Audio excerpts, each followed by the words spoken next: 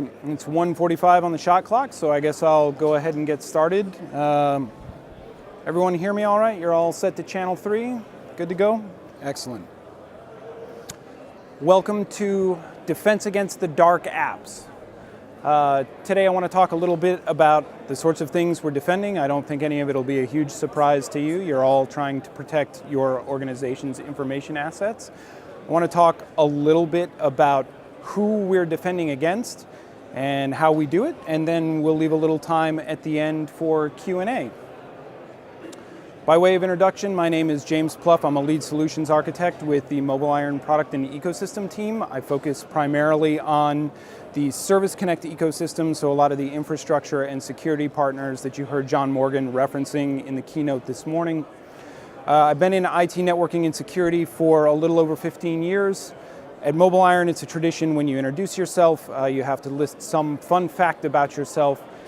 I have actually put 4 up here, 3 of which are true and 1 of which is false. So as we go through the rest of this, you can try and decode which one of these isn't actually a real thing. So, apparently I jumped the gun a little bit if the guy on the PA is to be believed, but anyway. So what are we defending? Well, I think, the security landscape isn't radically different from mobile in the sense that folks are concerned about attacks that lead to the introduction of malware that result in some data loss. I think the one thing that is also kind of underpinning all of this is compliance requirements. Now, I think any of you that have been in security for any period of time know that compliance is not the same thing as security, but that doesn't mean it's not your problem. So the compute landscape has changed. I think that's fairly obvious as well. You're dealing with really the same basic types of components, but they're radically different behaviors. And what I mean by that is you're dealing with endpoints, which you may or may not own. They are traversing networks, which you may or may not own. And they are accessing data and infrastructure that live in data centers, which you may or may not own. So the compute landscape has changed, and of course that means that the threat landscape will have changed. And when we look at mobile threat vectors, a lot of them, again, are fairly similar to the types of things we encountered in the PC world, but there are slight variations on the theme. So you look at devices. Device and OS vulnerabilities have been a thing for a long, long time. You start to see some new stuff with devices when you talk about compromising the OS, doing things like jailbreak and root, or enabling things like USB debug, or in the Android world, installing custom ROMs. You start to worry about OS updates not being applied. So in the Microsoft world, you've got Patch Tuesday once a month, and you get a nice big dump of security updates. Maybe you have a way to deploy those efficiently, maybe not. In the mobile OS world, you're really relying on monolithic security updates that get released by the vendors. Another thing we're seeing is an increase in malware and risky apps. So that can lead to things like stolen credentials or data exfiltration or PII exposure. I think the great news is that the commercial app stores have made it easier than ever to find tools to help you be productive. I think the bad news about app stores is with over 3 million apps in the 3 commercial app stores, the bar for software quality has maybe never been lower. So it's a little bit of a double-edged sword there. And then, of course, we have our stupid human tricks category of vulnerabilities. Most folks aren't acting out of malice when they do some of these things, like doing copy and paste and taking screenshots of stuff. They're just trying to get their work done. But it does present new data leakage vectors that maybe were less common before. And then finally, due to the high portability of these devices, the ubiquitous connectivity, you start to have devices living on networks that may or may not be as reliable as your campus infrastructure. So because the threat landscape has changed, our security techniques need to change as well. So looking at who we're defending against. I stole this quote because I was trying to stick with the theme of the presentation implied by its title. I'll paraphrase, but what this really says is security is just the same cat and mouse game we've been playing forever, that it's offense and defense. Sometimes we're winning, sometimes we're losing. But I think there was another slide somewhere around here that referred to security and vulnerabilities as kind of the perpetual motion machine, and I thought that was a great analogy as well. So the other thing that I learned in trying to keep with the theme of this presentation, my family are huge Harry Potter fans, and so I tried to milk them for all the important information that I could weave through this presentation. They assure me that every year's Defense Against the Dark Arts class begins with a conversation about very simple protections against common and troublesome sort of vulnerabilities. So I'll lead with compromising the OS. I think you've heard a lot about how mobile OS architectures are quite a bit different from their PC counterparts and how at the most basic level that makes them fundamentally more secure. But when you compromise the OS through jailbreak and root, that's probably one of the worst things you can do in the sense that it takes all of those inherent security protections and chucks them out the window. So something to be mindful of. Other basics, the classic man-in-the-middle attack, a number of the vulnerabilities that we've seen in the headlines lately have actually relied on man-in-the-middle attacks. And I think the reason this is so important is because once upon a time we probably worked from one or two places, maybe our home, maybe our office. Now we're working from everywhere, and it gets a little bit easier for a hacker to appear and do things like intercept your session. Is this a trivial thing? No, but it is a real risk. And some of the vulnerabilities that we've seen announced lately have depended on exactly this technique to succeed.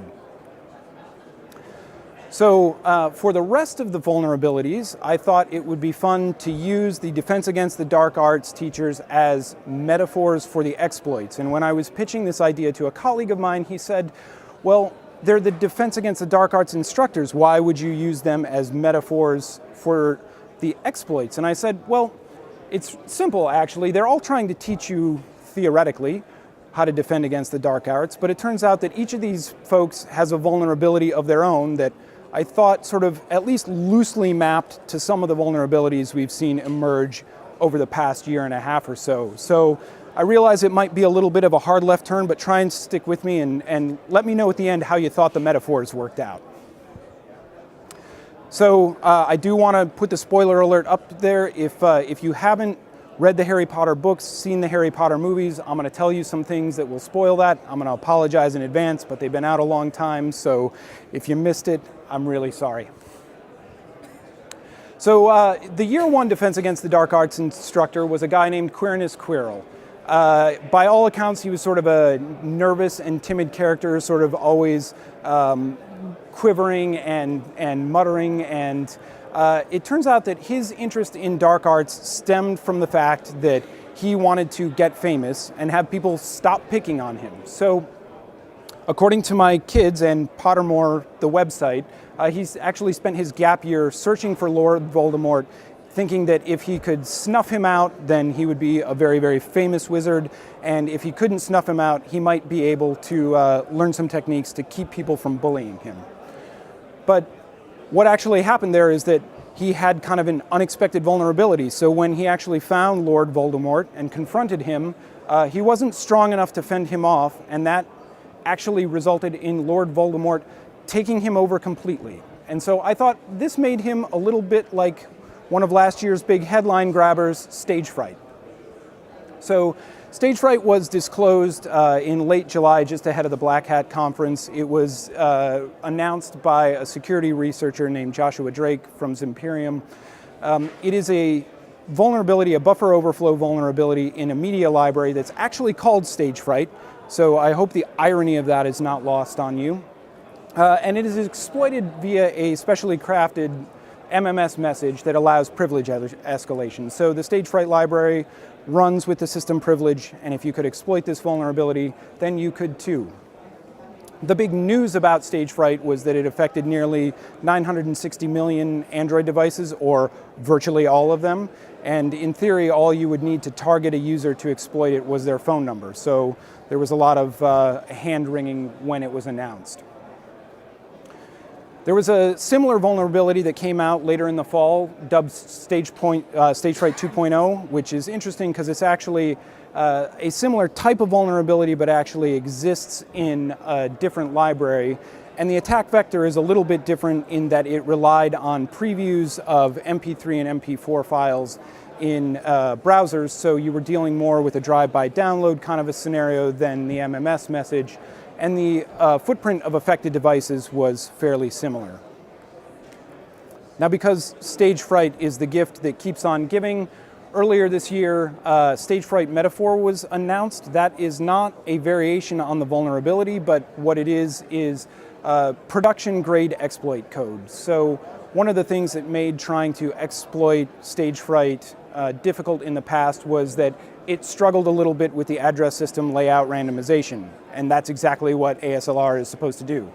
But what the Northbit code does is actually leak the address of the nugget of memory that you need to make the exploit more reliable back to you through a web browser. Good on them. And they've got working code for Android 2.2, 4.0, 5.0, and 5.1. The research paper that accompanied this disclosure was probably enough for most professional hacking groups to build reliably working exploits based on the stage fright vulnerability. Now, stage fright has been patched. Probably a lot of you that are Android users have seen those patches roll out to your devices. I have 5. 4 of them have been patched, 1 is still vulnerable, so it's a little bit of a crapshoot. So in year 2, we met Gilderoy Lockhart, played by the dashing Kenneth Branagh, or is he Sir Kenneth Branagh? Does anyone know? Anyway, he was a famous best-selling author, noted for his daring adventures and hijinks, especially fighting evil. He was a multi-award winner, including the Order of Merlin 3rd class, which I am assured by my children is a very big deal in the wizarding world of Harry Potter. It also turns out that he was a fraud and a charlatan, and all of the things that he claimed to have done in his best-selling books were actually memories that he stole from other wizards who did those things. And I thought, well, this isn't as representative of an actual specific vulnerability so much as it's more representative of a generic trend of data exfiltration in applications. And so as we look at some of the interesting statistics, this is information from App Authority's Q1 Mobile Threat Report.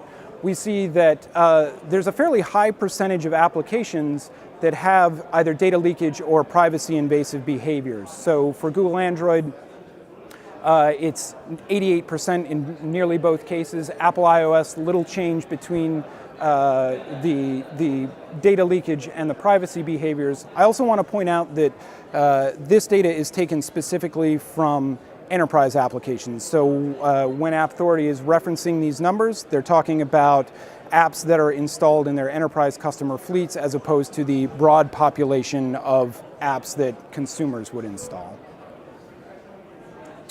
So up next was Remus Lupin, or Wolf, if I think if the translations are correct. He was Mr. Mooney of the Marauders. The Marauders were one of James Potter's closest group of friends when he was at Hogwarts. He was secretly a werewolf, and that was a condition that he managed using Wolfbane potion that was prepared for him by the potions master, Severus Snape. And so whenever he had access to his Wolfsbane potion and could manage his condition, he was totally fine. And when he ran out of Wolfsbane potion, he went absolutely bananas. And like so many characters in Harry Potter, tried to kill most of the antagonists. Not his fault, it's just something he needed, he didn't have, and it went sideways. So that makes him a little bit like some of the open source vulnerabilities, I think, that we've seen over the last few years. It started a couple years back with Apache Cordova. So for those of you that are not familiar, Apache Cordova is a framework for packaging HTML5 apps as native applications. There were some interesting scenarios where they had some critical CVEs that were announced, and even after those vulnerabilities were announced and patched, 6 months later, 60% of the apps using those frameworks were still vulnerable. You've seen OpenSSL in the news a lot, whether that was Poodle, Heartbleed, or Drown. Earlier this month, OpenSSL also had 2 critical vulnerabilities that were announced and patched. And lastly, a good example is CVE 2016-0728, which is a Linux kernel vulnerability that allows privilege escalation. It's not confined to Android, but because Android is a Linux derivative, of course it's affected as well.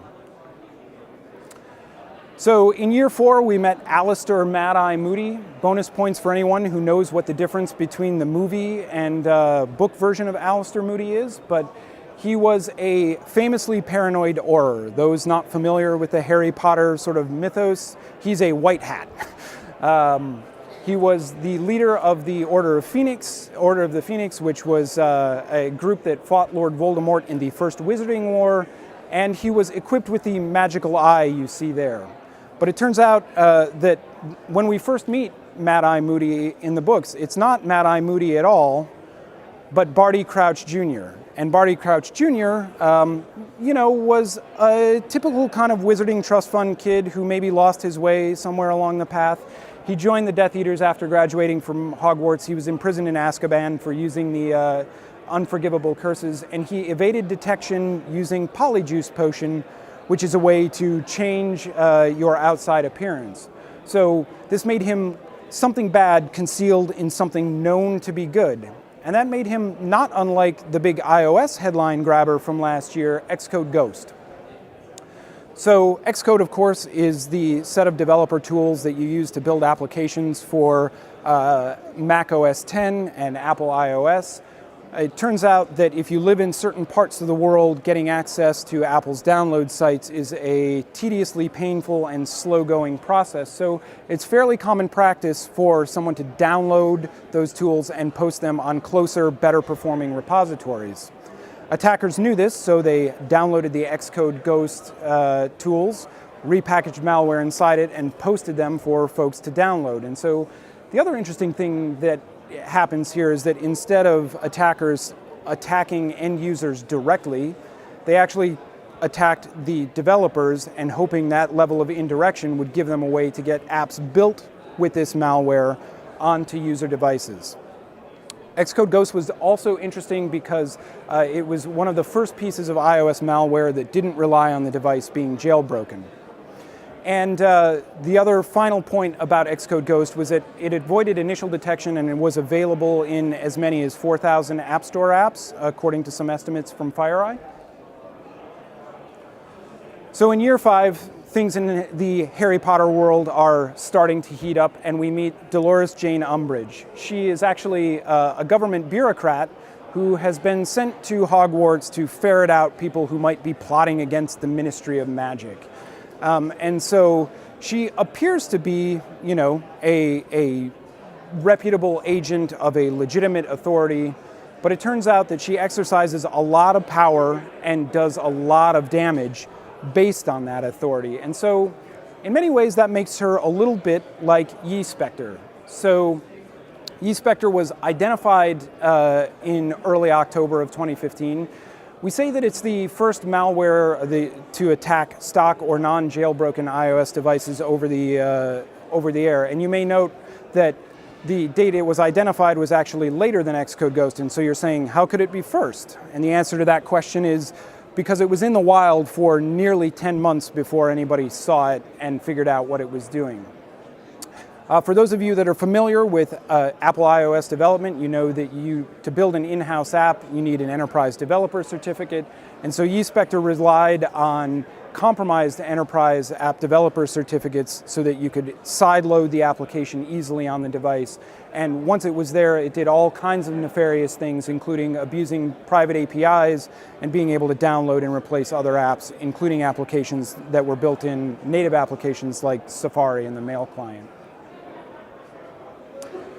So in the final throes of the Harry Potter series, we meet Severus Snape, who was a longtime member of the Hogwarts staff, started out as the potions master, then became the Defense Against the Dark Arts professor, and was ultimately the headmaster of the school toward the tail end of the series. He was a former dark wizard turned double agent, and so I thought this sort of made him, he was subject really to two spheres of control. He was getting instructions from Albus Dumbledore, and he was getting instructions from Lord Voldemort. And so when he was getting instructions from Dumbledore, he was generally doing good things, and when he was getting them from Voldemort, they were generally bad things. And that makes him a little bit like JS Patch. Now, JS Patch is not itself a vulnerability, it's more a scenario of every tool is a weapon if you hold it right. And so JS Patch is really a mechanism for developers to rapidly update apps without resubmitting them to Apple. And the way it works is that it's an engine that you can embed in your application that allows you to call any Objective-C method or class from JavaScript. And so the practical upshot of this is that the behavior of the app can be changed by having it download a new JavaScript file. And so the parallel to Professor Snape here is that if the developer has good intentions, you don't have to worry about how they might use that JavaScript file to change the behavior of the application. But if the developer has been sloppy in protecting the integrity of that file, or if the developer has malintent, they can change the behavior of the application after it's been installed, and they've been able to bypass the application vetting process that exists in the App Store. So actually, I ran out of metaphors to use because I wanted to stick with the instructors. There are a couple of other noteworthy attacks and vulnerabilities to discuss. If you have ideas from the Harry Potter sphere that map to any of these guys, please share them with me because I want to retread this presentation. One of the things we saw last year was KeyRater. So KeyRater actually did target compromised iOS devices and compromised 225,000 Apple iTunes accounts in 18 countries, including this one. What made KeyRater particularly troubling is that it intercepts traffic, including APNS certificates and private keys, and it was able to disable your local and remote unlocking capability. And so there were scattered reports of users having their devices ransomed by the KeyRater malware. Also last year, we saw the Pangu Jailbreak. Again, this is a scenario where it's not itself directly a vulnerability, but Apple has tried over the years to make jailbreaking devices more difficult for obvious reasons. But Apple iOS 9 shipped, I believe, on September the 9th, and the Pangu Jailbreak for iOS 9.0 was available on October the 14th. So despite their best efforts, it's still possible, though it does get more difficult to implement a jailbreak. This currently only works on iOS versions 9.0 and 9.1, but there's a lot of noise out there about a 9.3 jailbreak dropping soon, so we'll see whether it does or not. A couple of other things that we saw, if you sat in on the Customer Live security forum this morning, you heard us talk about these recent news. Apple iOS devices, it turns out, go absolutely bananas if they think it's the 70s. I do too, because I don't like Disco or the Carter administration. It's just a thing. This vulnerability was originally discovered by someone doing it manually, and then a couple of clever folks figured out that devices rely on NTP to get updated time, and if you could spoof the NTP traffic, you could actually do this remotely. And earlier this month, we had the Google Monthly Security Bulletin for Android. This month's bulletin included patches for 40 vulnerabilities, 6 of which were critical and 12 of which were high severity, and both of those fell into the category of remote code execution or privilege escalation. So things are, maybe not trending the right direction. So moving on to how we defend. Here again, I'm going to invoke Severus Snape, former Dark Wizard and Defense Against the Dark Arts instructor. He says that with as widespread and varied as these things are, you have to be equally flexible in your defenses. So we'll take a look at ways to approach that. One of the ways that we're looking at in terms of how to best defend against these things is something that right now we're calling multifaceted trust. So the idea here is that, let's go animations. You're dealing with trusted users on trusted devices using trusted apps over trusted sessions, and the tools that you use to establish that trust at each level vary a little bit. But the key points are, your trust is really a combination of identity and posture, and that applies virtually through the entire stack. That trust is dynamic. and so it is evaluated frequently to understand if anything about it has changed, and that ultimately, the trust is what dictates your access level. So when we look at the components of multifaceted trust for a user, that starts, I think, with strong authentication. Of course, how you'll handle your authorization, really that comes down to your rights and privileges as they're assigned through whatever mechanism you assign them through. Typically that would be things like Active Directory groups, but whatever other methods you have for rights management as well. And then increasingly that's starting to include context and behavior. So we're looking at things like where you're logging in from, whether your login patterns match what you've been doing. So you're starting to see this emerging trend of user behavior analytics to see whether the current behavior of someone matches the baseline behavior that they've established. A lot of this is solved outside of MobileIron with things like identity and access management solutions with the directory platforms that you guys are using, so we won't spend a lot of time on that here, but I do want to call them out as being important components of the overall trust solution. So up next we have device trust, and there you're looking at things like OS integrity. I feel like I've been beating the jailbreak and root detection thing to death, but the reality is that I think jailbreak and root are the two single most risky things you can do with mobile apps in a fleet or with mobile devices in a fleet, and so that needs to be front and center in protecting against security vulnerabilities. So we also look at things like access control. Do you have the ability to enforce a passcode on the device? Do you require biometrics, that sort of thing? This varies based on your own security policy, but being able to do that is important. And then finally, storage encryption. If you're going to have enterprise data on these devices, you want to make sure that that data is protected when it's at rest. So obviously some of these things in terms of OS integrity are table stakes for MobileIron. Leveraging the root and jailbreak detection and OS update controls can be critical. Same thing for access control and passcode and biometrics, storage encryption. All of these can be enforced through policies in the MobileIron console.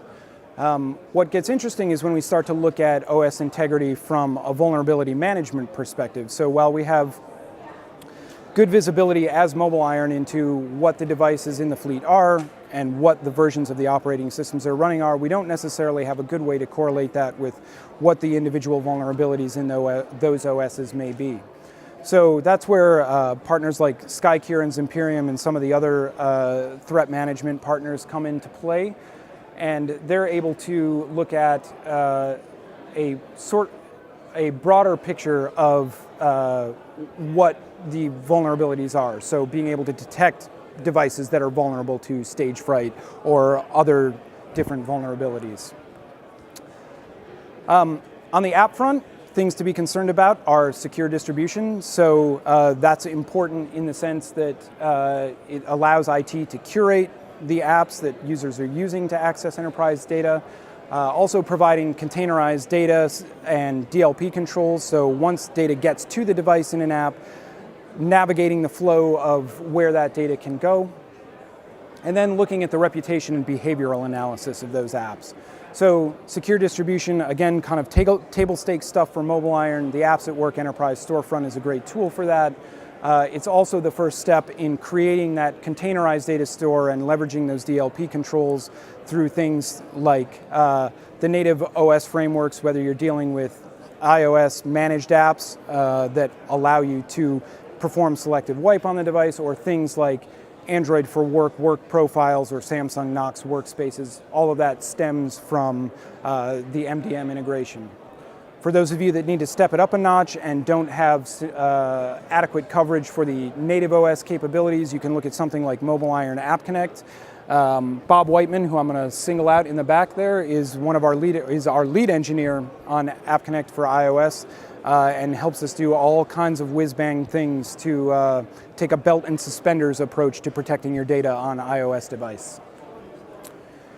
And finally, reputation and behavioral analysis. So there's a lot of apps out there, as I mentioned earlier, over 3 million in the commercial app stores.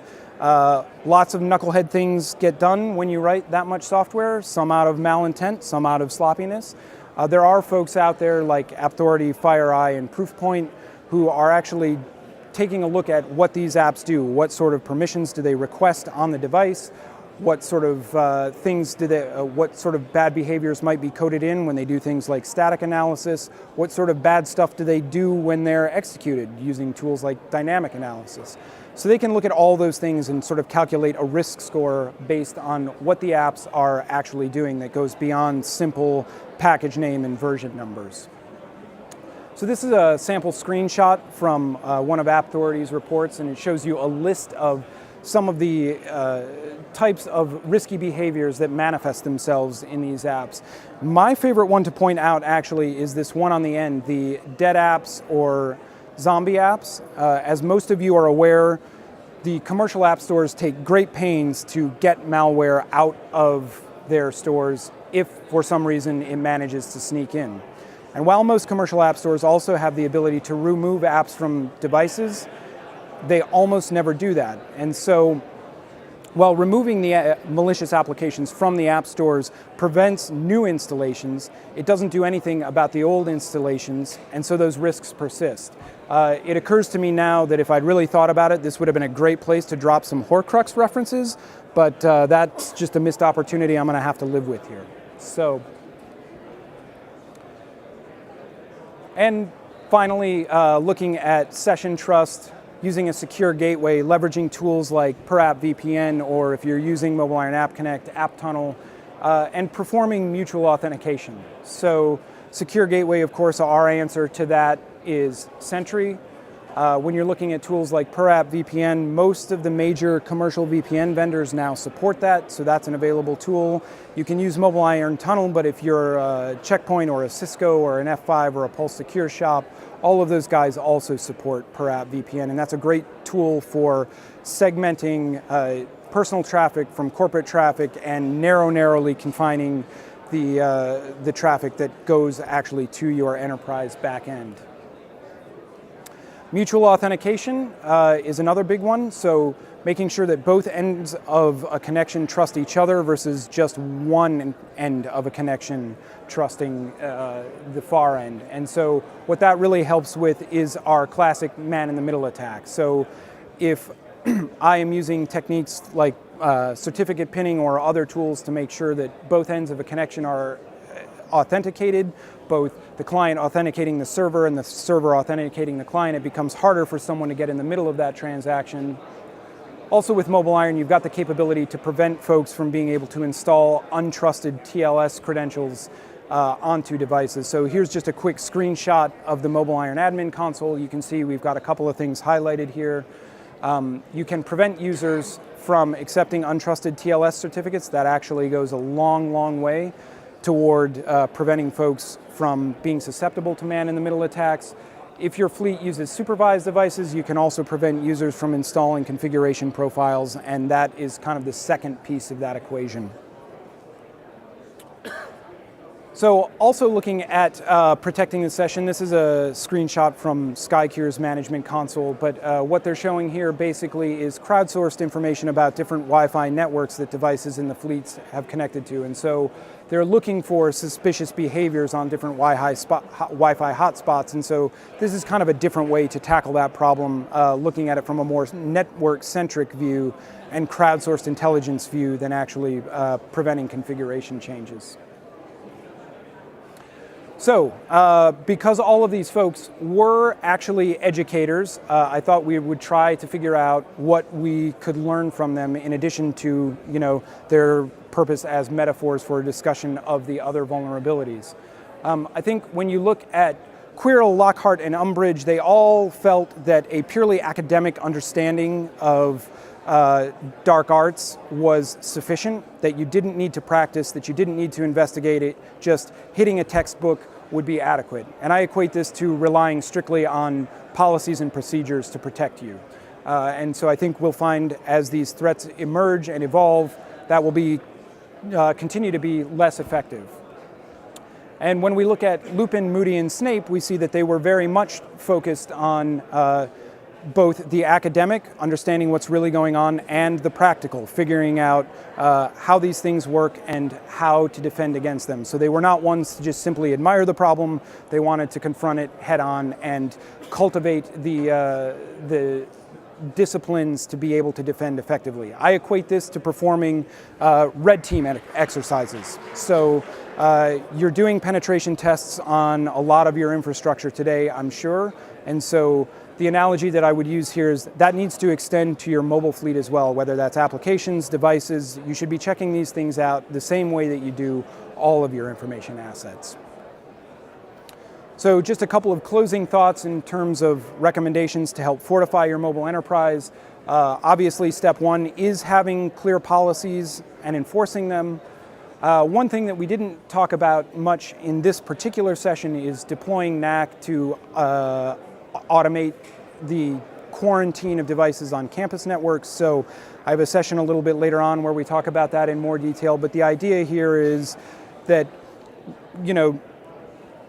when the devices are out in the wide world, you can leverage tools like Sentry and per app VPN to protect things. When they're sitting on your campus network and some state changes about them, you need a way to address that. NAC can help you solve that issue. App reputation and mobile threat solutions. Good options to get deeper insight into the apps how the apps are actually behaving and what the real risks are. Requiring OS updates. So we saw some of the vulnerabilities earlier. They were fairly straight ahead but fairly annoying, most of which have been addressed by patches, but if you're not requiring those patches to be applied, then you're not protecting yourself against those vulnerabilities, right? And then finally, stop blacklisting individual apps. And we also didn't spend a lot of time on that in this particular presentation, but what's critical here is that blacklisting individual apps or user agents probably isn't protecting you from what you really need, and that's you want to be able to monitor application behaviors. The best example I can give of that is when we look across our customer fleets, of the top 10 most blacklisted apps, 5 of them are the consumer versions of file sync and share services. Now, there are really only 2 problems with that. The first is that all of those enterprise file sync and share services also offer a web client, and so the native app on the device is not necessarily the gating function. The other key point about all of those file sync and share services is that they offer APIs, and so they're not as married to you using their own user agent because they provide capabilities for many user agents to hook into the back end through that platform approach. And so blacklisting, again, trying to stick with maybe a Harry Potter sort of analogy, is like trying to make a philosopher's stone.